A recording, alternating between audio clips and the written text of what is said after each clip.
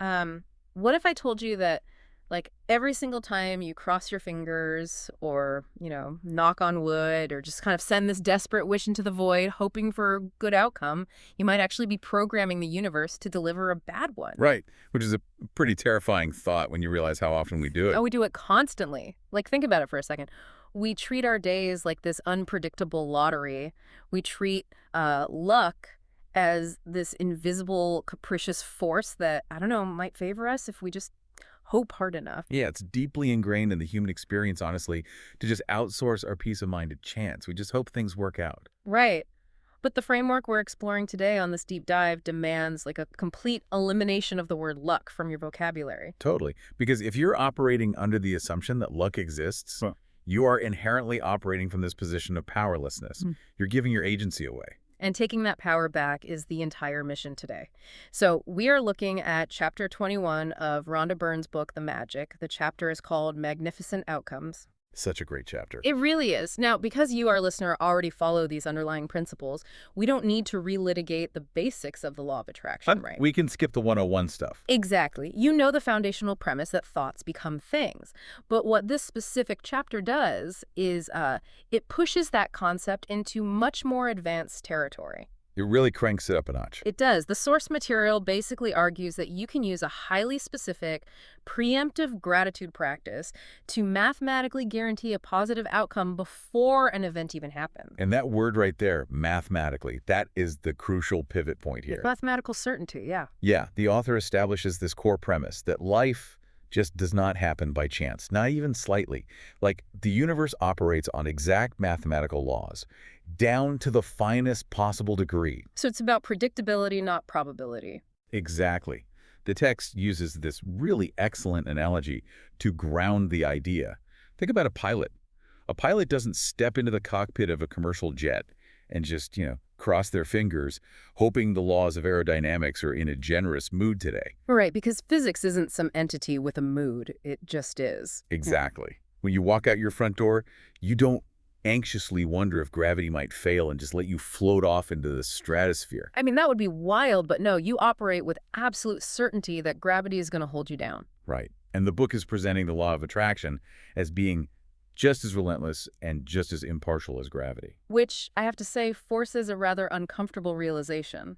Because if relying on luck is the equivalent of, like, taking your hands off the steering wheel and just hoping the road stays straight. That's a great way to put it, yeah. Right. What happens when we let our casual, everyday worries creep in? Like, if the law is always working, it seems like feeling anxious about, say, an upcoming meeting isn't just an internal stressor. Oh, it's definitely not just internal. It's like an active frequency programming a disastrous meeting, isn't it? That is the exact mechanism the author is describing, yes. And it's a profound paradigm shift in how we view personal responsibility. Because it means our passing thoughts of worry are actually dangerous. Very. The danger of hoping for a stroke of luck is that it inherently implies a lack of certainty. You're saying, I don't know what will happen. Right. And in this framework, a lack of certainty translates directly to an erratic energetic frequency. If you are vibrating with the thought, I really hope this doesn't go wrong. You're actually focusing on it going wrong. Exactly. You're actively visualizing and feeling the scenario of it failing. And the universe, acting as this impartial mathematical mirror we talked about, it simply receives that frequency of things going wrong and reflects it right back to you as your reality. That feels like a really steep psychological hill to climb, though.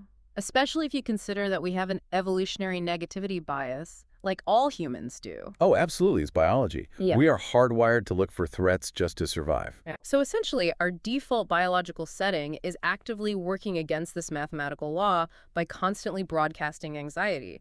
Like, how do we override millions of years of evolutionary panic? Well, which is precisely why the author introduces gratitude. And not just as like a polite internal feeling of saying thanks, but as a strategic override switch. A strategic override. I like that. Yeah, because you don't have to achieve some impossible elevated state of Zen where you literally never experience a negative thought. That's impossible. Right. Nobody can do that. Exactly. You simply have to learn how to deploy gratitude strategically to set the frequency before the anxiety even has a chance to form. Oh, I see. The text calls this preemptive gratitude. And it essentially acts as a shield against bad outcomes while simultaneously serving as a magnet for magnificent ones. And this concept of preemptive gratitude, it's brilliantly illustrated in the book with a quote from the late 19th century writer G.K. Chesterton. I love this quote. It's so good. It's amazing. He wrote about saying grace, before meals, but he expanded it far beyond just the dinner table. Way beyond. He said, "You say grace before meals, all right, but I say grace before the concert and the opera, and grace before the play and pantomime, and grace before I open a book, and grace before sketching, painting, swimming, fencing, boxing, walking, playing, dancing." He just keeps going. It does. And grace before I dip the pen in the ink. Man, that last line, that is the anchor of this entire philosophy. Before I dip the pen in the ink. It's so powerful because it's so immediate. Right. Chesterton is intentionally determining his energetic state prior to taking any physical action. He isn't waiting to see if his painting turns out well before feeling grateful for it. He's ensuring it turns out well by setting the frequency in advance. He's removing the variable of chance entirely. Precisely. Which brings us right into the first practical application in the chapter, which is the planned practice. Yes, the planned practice. So the book instructs you to choose 3 planned situations right at the start of your day. And you write them down as if they've already happened. Right, as if they've already successfully concluded. And you have to use a very specific formula. It's, "Thank you for the magnificent outcome to blank." The exact wording matters there. Yeah, thank you for the magnificent outcome to whatever it is. But what I found really fascinating was the array of examples the author gives for what to choose to fill in that blank. Yeah, it's not what you'd expect. Not at all. Sure, there are high-stakes events like, a job interview or a loan application or sitting down for a difficult conversation, but the text heavily emphasizes practicing this on entirely mundane, humdrum chores. The really boring stuff. Yeah, doing the ironing, driving to work, paying bills, picking up the mail. Like, why focus on doing the ironing instead of just the big life events? Well, the inclusion of those mundane chores is actually a highly sophisticated psychological tactic by the author. Oh, really? How so? Think about the underlying friction we just discussed regarding the negativity bias. If you attempt to manifest a magnificent outcome for a massive life-altering event, say, securing a mortgage for a new house. Oh, okay. Yeah, that's high stress. Exactly. Your underlying anxiety and attachment to that result will be deafening. Your belief in the process is going to waver because the fear of failure is just too loud. It's cognitive dissonance. Like, you're writing down, "Thank you for the magnificent outcome to my mortgage," but your nervous system is screaming, "What if the bank says no?" Exactly. You're broadcasting fear, not gratitude, even if you're writing the word gratitude. Right. But if you apply this exact same mathematical formula to, say, a trip to the post office or doing a load of laundry, you encounter virtually zero internal resistance. Because you don't have deep-seated existential dread about buying groceries. Usually, anyway. Right. By practicing on these low-stakes activities, you allow the formula to work without the interference of your own anxiety getting in the way. So you're essentially gathering empirical data for your own brain. Like when you apply preemptive gratitude to your morning commute and you suddenly experience, perfectly timed green lights, a smooth drive, a great parking spot. You prove to your nervous system that the math works. Yeah, it's like going to the gym for your mindset.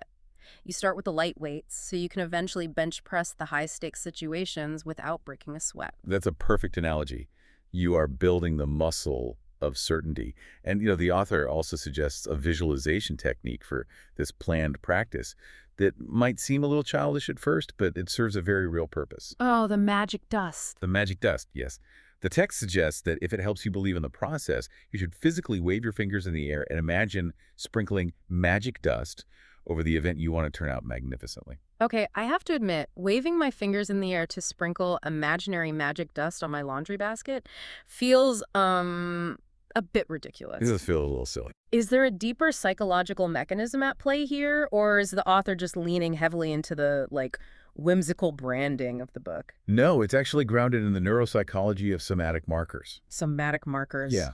When you physicalize a mental state, when you attach a bodily movement to a specific thought, you create a much stronger neural pathway in the brain. Oh, wow. So you're locking it in physically. Exactly. It moves the concept from the abstract into the tangible. If the goal is absolute certainty, the physical action of sprinkling dust bypasses that analytical adult part of your mind that just wants to overthink and doubt the process. It forces you to just engage playfully. Right, and playfulness is a high-frequency emotional state entirely devoid of anxiety. You can't be intensely anxious and genuinely playful at the exact same time. That makes perfect sense. It's an end run around our own self-doubt. Exactly. Okay, so setting up your 3 planned events for the day, the commute, the meeting, the chores, that's the foundational step. Yeah. But, planning for a smooth day only works until you get a flat tire. That's usually where this mathematical law breaks down for people. Like, it's easy to be grateful when the day is going according to the script. Right, when everything is fine.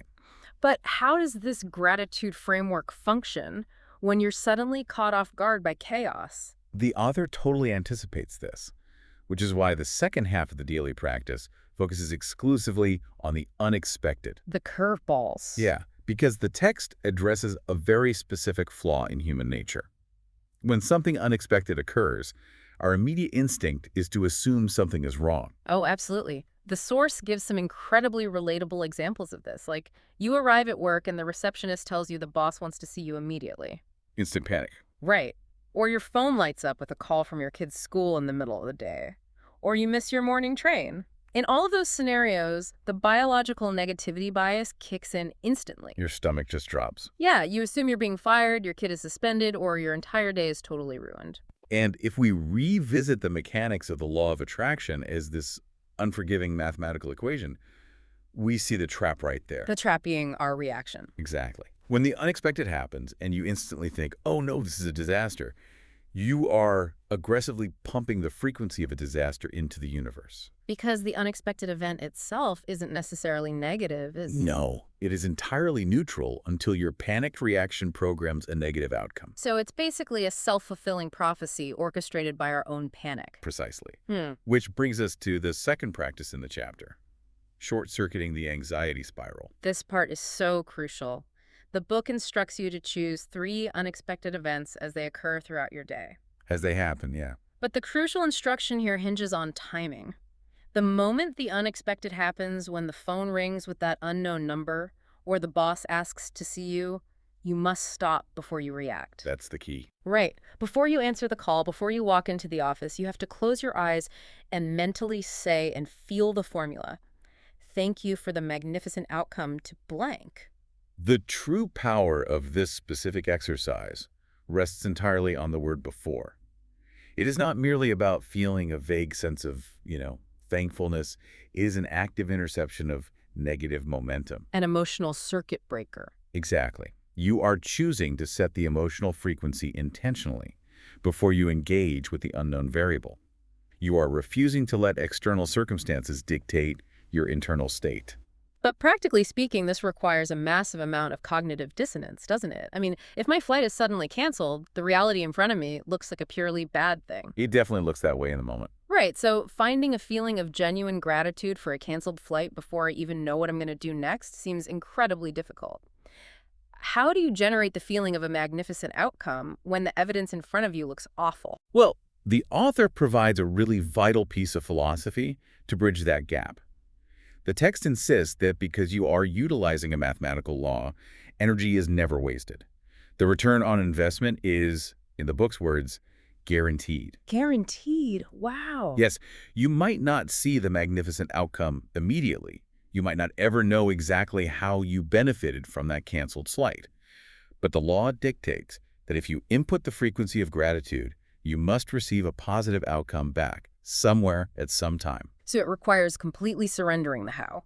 You control the what? The frequency of gratitude, and you let the universe handle the logistics of how that missed train actually served you. Beautifully said. Because maybe it kept you out of an accident down the line, or maybe it put you on the next train where you'll meet someone important. The point isn't to figure it out, right? The point is to hold the frequency so the universe can do the math. Exactly. It demands an abandonment of the need to micromanage your reality. When you trust the mathematical certainty of the law, the panic just dissolves. You begin to view unexpected disruptions not as threats, but as course corrections orchestrated in your favor. That's huge. Okay, let's pull back and look at the anatomy of an entire day using this framework. The chapter outlines a comprehensive checklist, magic practice number 21. But instead of just listing the steps, let's explore how they weave together to completely insulate a hypothetical day. I like that. So it begins the moment you wake up. The author insists on maintaining the foundational practice established earlier in the book, which is counting 10 blessings. Right, the daily 10 blessings. You write them down, detail exactly why you are grateful for each one, and read them back saying, thank you, thank you, thank you. And this serves to establish a high-frequency baseline before you even encounter the world.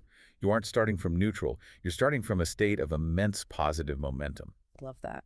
Then, while you're having your morning coffee, you look at your schedule. You identify 3 planned situations. The planned practice. Right. Maybe it's a presentation at 10 a.m., a difficult email you need to send at noon, and then just the simple act of driving home in rush hour traffic. You write them down using the formula. Thank you for the magnificent outcome to the morning presentation. You're preemptively setting the stage. And you carry that momentum right into the afternoon. Now, this is where you become an active participant in managing your reality. As the day unfolds, the unexpected inevitably strikes. As it always does. Exactly. Say the presentation gets moved up an hour, throwing off all your prep time. Instead of giving in to the adrenaline spike of panic, you use that moment as one of your 3 unexpected events. You pause. You pause, intercept the fear, and mentally state, thank you for the magnificent outcome to this rescheduled meeting. You have successfully short-circuited the anxiety spiral. And then you just do that 2 more times for whatever other surprises pop up. Yep. You are essentially acting as an emotional filter for your own life, refusing to let any rogue negativity slip through. Which brings us to the end of the day. Just before sleep, you engage with another foundational practice from the text, holding your magic rock. The magic rock practice, right? You review the entire day, locate the absolute best thing that happened, and say the magic words, thank you, for that specific event.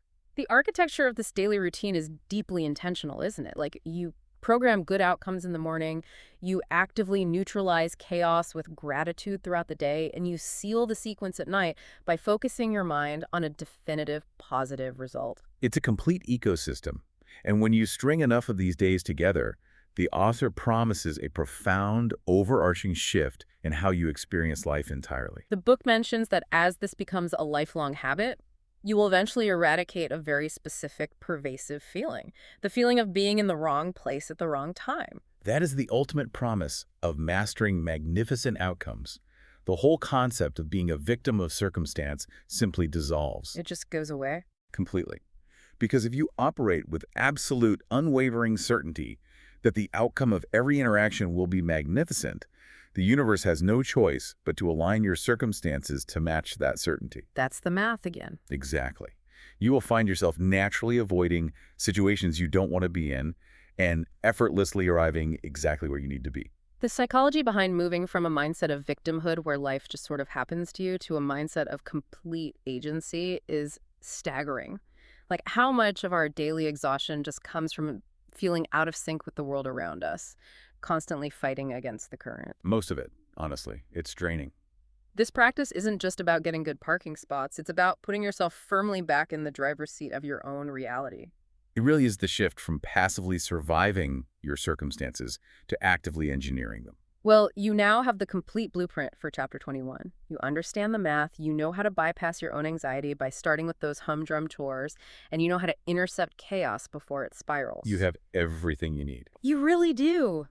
You have all the tools necessary to remove the word luck from your vocabulary forever. No more crossing your fingers, no more nervously hoping for the best. Just clear intention, radical responsibility, and preemptive gratitude. As we wrap up this exploration, I want to leave you with a final thought to mull over, kind of building on the idea of surrendering the how when things go off script. Oh, please do. The next time you find yourself unexpectedly delayed, maybe you miss your bus by mere seconds, or you find yourself stuck behind an impossibly slow car when you're already running late. Oh, the worst feeling. Right. And your biological instinct is to just erupt in frustration. I want you to ask yourself this question. What if the magnificent outcome isn't that you somehow magically arrive at your destination on time, but rather that the universe just perfectly timed a delay to spare you from an accident, an argument, or a disaster you couldn't even see coming? A perfectly timed delay orchestrated on your behalf? Wow. That perspective changes absolutely everything about how we experience the frustrating moments of life. Thank you so much for joining us on this deep dive. Go out there today, write down your 3 planned outcomes, bravely intercept the unexpected, and absolutely do not be afraid to wave your hands and sprinkle a little magic dust over it all. We'll catch you next time.